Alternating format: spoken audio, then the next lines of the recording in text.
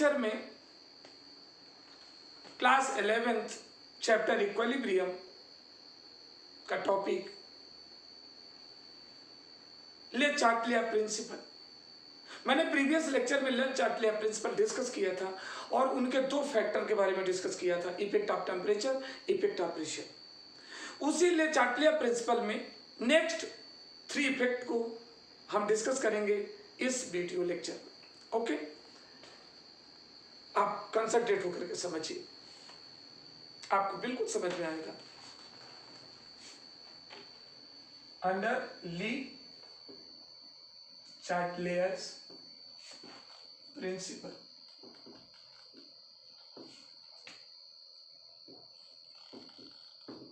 and here in this lecture about third effect which used to influence the equilibrium state of any chemical reaction, and that is effect of concentration. What about the effect of concentration? So easy, as you know well, आप अच्छी तरह से जानते हैं किससे, according to rate law. Rate law में आप पढ़ चुके हैं, rate of any chemical reaction used to depend on the concentration of reactant. Okay, ultimately on increasing the temperature of reactants RF used to increase, and on decreasing the concentration of reactant RF means rate of forward reaction used to decrease, क्योंकि concentration हम reactant का influence कर सकते हैं, उसी को घटा या बढ़ा सकते हैं, प्रोडक्ट की तरफ नहीं कर सकते, क्योंकि प्रोडक्ट का कंसंट्रेशन तो रिएक्टेंट के कंसंट्रेशन पे चेंज पे डिपेंड करता है। Means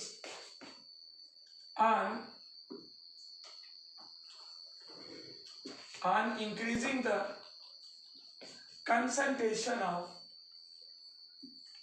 reactants, rate concentration of reactant RF used to increase, and on decreasing the concentration of reactants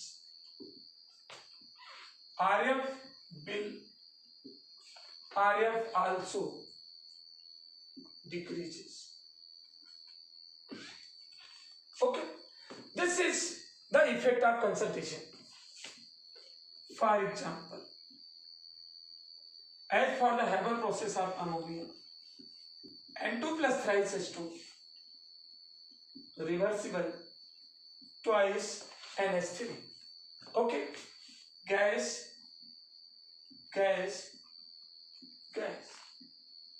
RF, this one is the RB,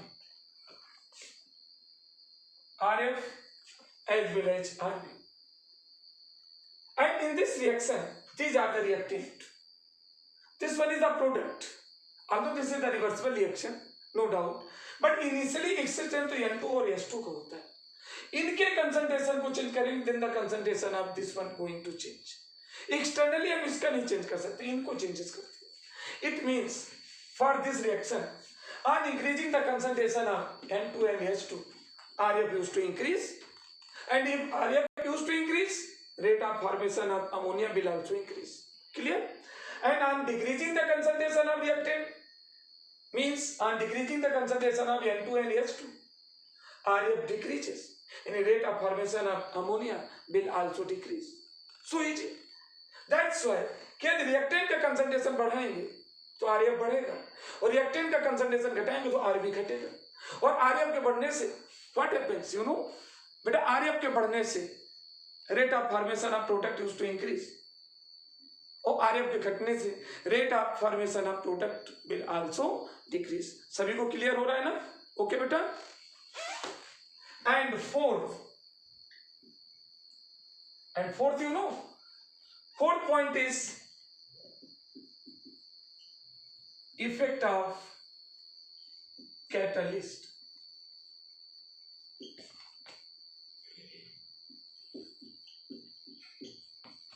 What happened to effect of catalyst?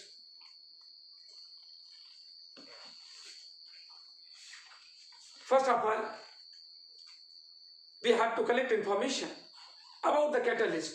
और आप सभी लोग जानते हैं catalyst क्या होता है. तो substances which are either increase or decrease to the rate of reaction without taking part in related chemical reaction, such substances are known as catalyst. यानी कैटलिस्ट किसी रिएक्शन से कहता है तेरे पास में आया हूं, कुछ करके जाऊंगा, तुझे घटा के जाऊंगा या बढ़ा के जाऊंगा, तभी तो कैटलिस्ट कहलाऊंगा. ठीक है. और अब चूंकि कैटलिस्ट घटाना बढ़ाना दोनों ना, positive catalyst are responsible to increase the rate of reaction and negative catalyst are responsible to decrease the rate of reaction. अब यहां पर कोई केमिकल रिएक्शन की इक्विलिब्रियम स्टेट है, उस इक्विलिब्रियम स्टेट पर कैटलिस्ट का क्या इफेक्ट पड़ता है? बेटा कैटलिस्ट का किसी केमिकल रिएक्शन की इक्विलिब्रियम स्टेट पर इफेक्ट नहीं पड़ता. क्यों? क्योंकि बेटा यदि पॉजिटिव कैटलिस्ट लेते हैं तो चूंकि इक्विलिब्रियम स्टेट पे है ना, तो जितना वो आरएफ को बढ़ाएगा उतना ही आरबी को बढ़ाएगा, जितने रेट ऑफ फॉरवर्ड रिएक्शन को बढ़ाएगा उतना आरबी को बढ़ाएगा. तो एक्चुअल दोनों की वैल्यू बढ़ तो गई लेकिन है तो इक्वली ना, फिर भी इक्विलिब्रियम स्टेट बनी रहेगी. And if you will select any negative catalyst, negative catalyst लेंगे तो नेगेटिव कैटलिस्ट कौन होते हैं? जो रेट ऑफ रिएक्शन को घटा देते हैं. If we use negative catalyst in a given chemical reaction which is present at equilibrium state, then negative catalyst equally decrease to the value of RF and RB. और जब दोनों की equally decrease करेगा तो डिक्रीज होने के बाद भी RF और RB आपस में इक्वल रहते हैं, मीन्स उस पर कैटलिस्ट का कोई इफेक्ट नहीं पड़ता है. तो डियर स्टूडेंट, मैं बोल दे रहा हूं, there is no effect of catalyst in equilibrium state of any chemical reaction. Why? Because catalyst equally either increases or decreases to RF and RB. Hence, there would be no change in equilibrium state of related chemical reaction. Okay, and last one is next, effect of inert gas. Fourth, fifth, effect of inert gas. Very important point.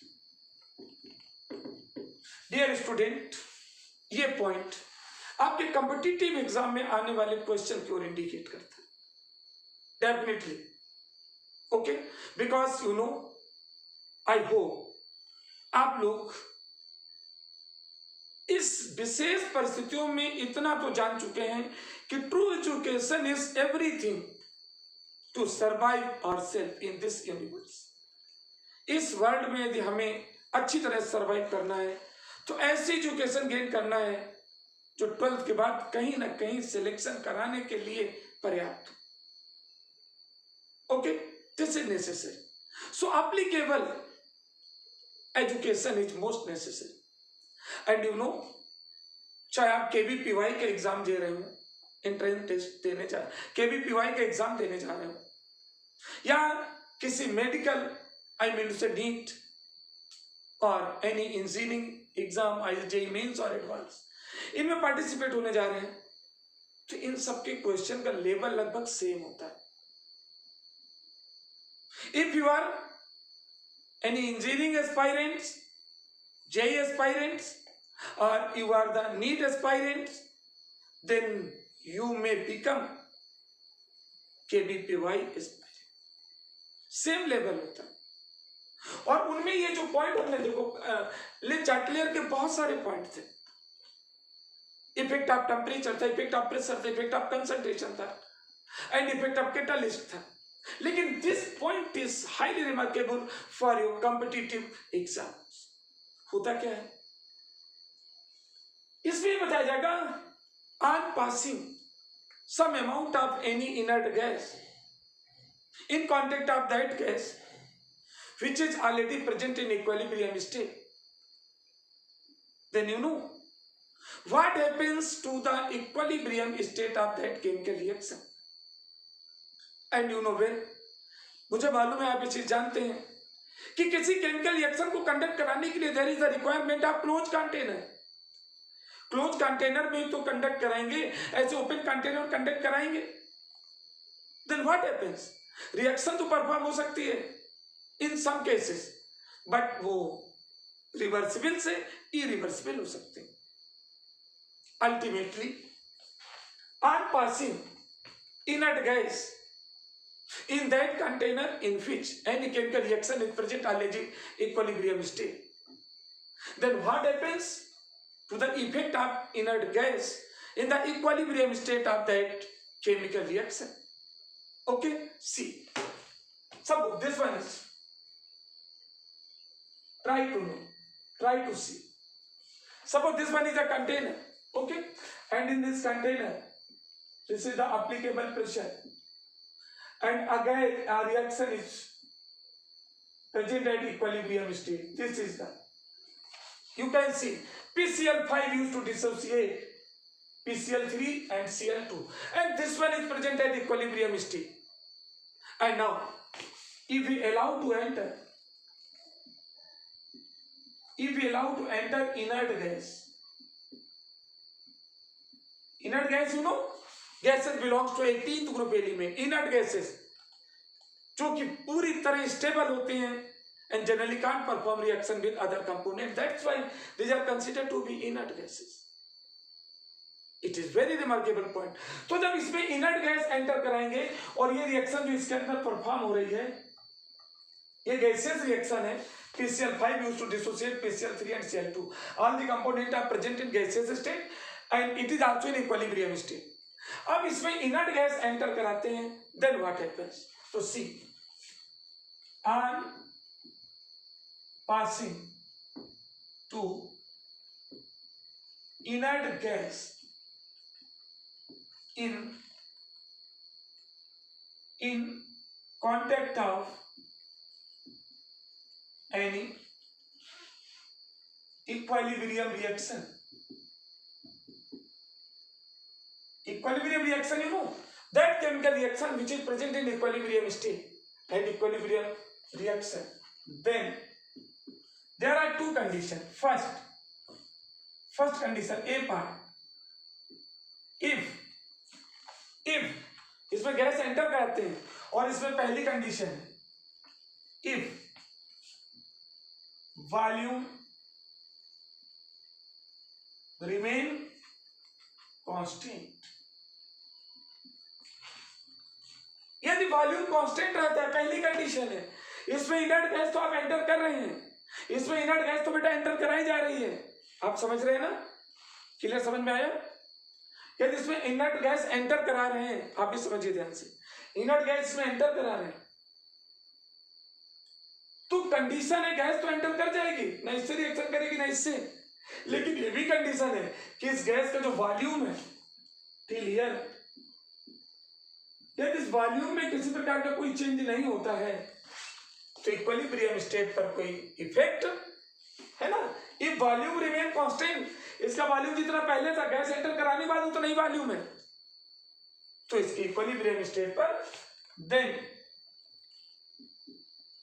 there is no effect in equilibrium state. Okay, इसके लिए state of reaction, बेटा reaction की equilibrium state पर कोई effect नहीं पड़ेगा। पहला point समझ में आया सबके? यानी गैस एंटर कराने के बाद यदि वॉल्यूम में कोई चेंजेस ना हो, ये गैसियस वॉल्यूम सेम बना रहे, क्योंकि ऐसा जाना जाता है इसमें गैस एंटर कराएंगे तो रिएक्शन करे ना करे वॉल्यूम तो ऑक्यूपाई करेगी, और बेटा जब वॉल्यूम ऑक्यूपाई करेगी तो इसका वॉल्यूम चेंज नहीं होना चाहिए, लेकिन वॉल्यूम नहीं चेंज हो रहा है। क्यों नहीं चेंज हो रहा है जानते हो? इधर से गैस भरेंगे, ऊपर से क्या बढ़ा दिया गया, प्रेशर, तो गैस बढ़ती जा रही है, लेकिन जब प्रेशर बढ़ाएंगे तो वॉल्यूम कांस्टेंट बना रहेगा, और वॉल्यूम कांस्टेंट रहेगा तो इसके इक्विलिब्रियम स्टेट पे कोई इफेक्ट नहीं पड़ेगा। एंड सेकेंड कंडीशन, if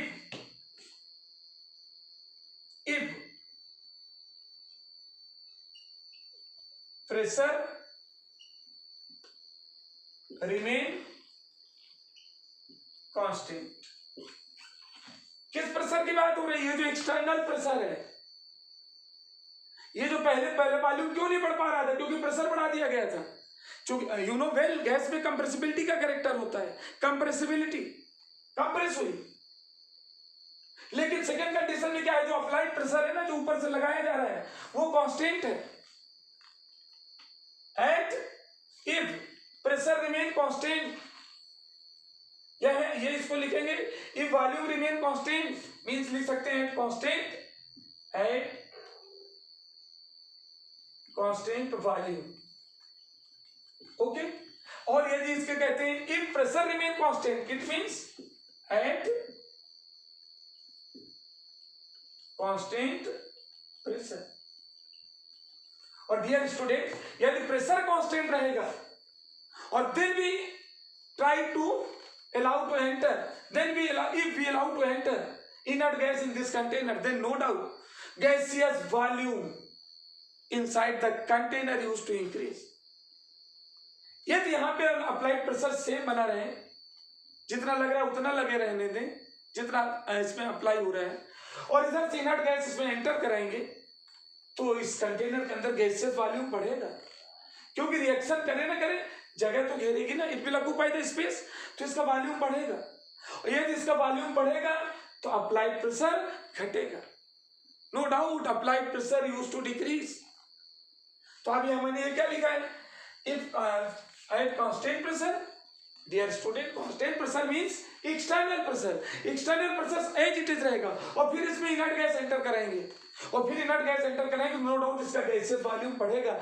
इस बढ़े हुए वॉल्यूम के कंपैरिजन में प्रेशर डिक्रीज करेगा। जैसे ये ना यहां तक था, अब सपोज करिए शिफ्ट होकर ऊपर चला जाए, ये देखिए ये हो गया P डैश, और वॉल्यूम यहां से आ गया, बढ़ गया, ये हो गया क्या V डैश। देखो पहले वॉल्यूम इनिशियल यहां तक था, अब वॉल्यूम यहां हो गया, V डैश बढ़ गया और वॉल्यूम बढ़ गया, तो अप्लाइड प्रेशर देखो ऊपर शिफ्ट हो गया, कम हो गया कि नहीं कम हो गया। तो इसमें क्या लिखेंगे, at constant pressure, pressure constant रहेगा, then gaseous volume used to increase. यदि वॉल्यूम बढ़े तो क्या हो जाएगा, which will decrease, which will decrease to, which will decrease whose, which will decrease to applied pressure.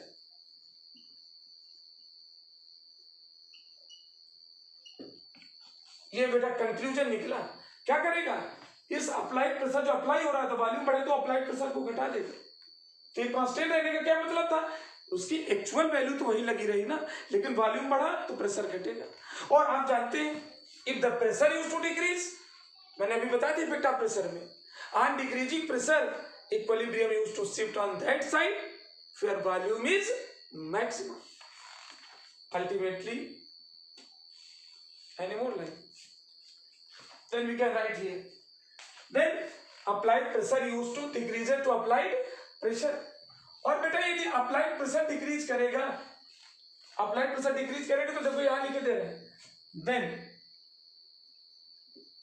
Equilibrium shifts to the